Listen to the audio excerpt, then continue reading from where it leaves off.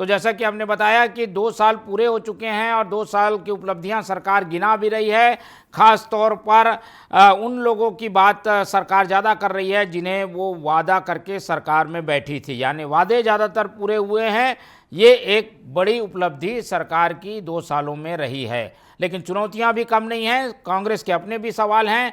सब चीज़ों पर एक एक करके तर्क लेंगे, जवाब लेंगे, लेकिन पहले विपक्ष से शुरुआत करते हैं कि उनके क्या सवाल हैं और उपलब्धियां जब सरकार गिना रही है तो कांग्रेस को क्यों लगता है कि इन उपलब्धियों में कुछ खामियां हैं।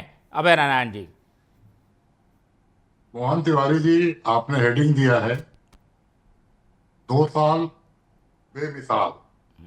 सीएम साय के 2 साल बेमिसाल, जबकि हेडिंग उल्टा होना चाहिए। साय के 2 साल जनता बेहाल।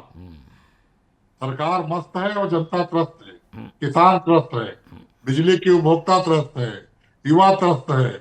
पुलिस के रिजल्ट निकला तो जिन अभ्यर्थियों का नाम छूट गया, जिन अभ्यर्थियों के साथ अन्याय हुआ, वो त्रस्त हैं।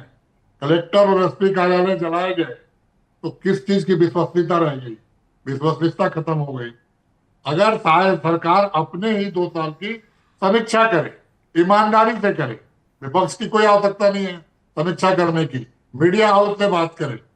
आप 2 साल के कार्यकाल लेके आए, पेपर जो अधिकारियों ने लिख के दिया उसको आपने प्रेस के सामने पढ़ दिया, वो नहीं होता है।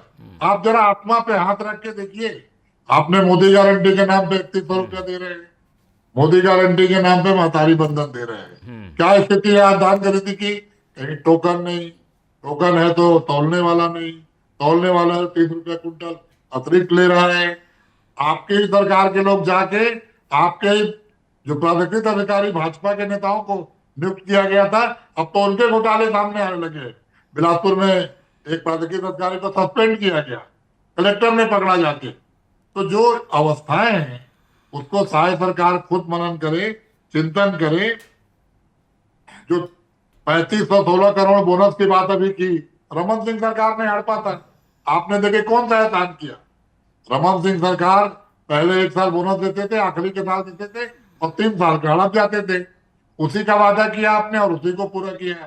शराबबंदी की बात लगातार चुनाव के पहले आप करते थे कि कांग्रेस ने शराबबंदी नहीं की। आप तो शराब की नदियां बहा रहे हैं। कहाँ गई, कहाँ गई आपकी नैतिकता? ठीक है। कहाँ गई आपकी लड़ाई? और 57 नई दुकानें खुल गई, नए अहाते सभी दुकानों में खोल दिए गए और राजस्व बढ़ाने की तैयारी आबकारी से नदी बहा के। रेत माफियाओं का उदय हो गया है, जमीन माफियाओं का उदय हो गया है।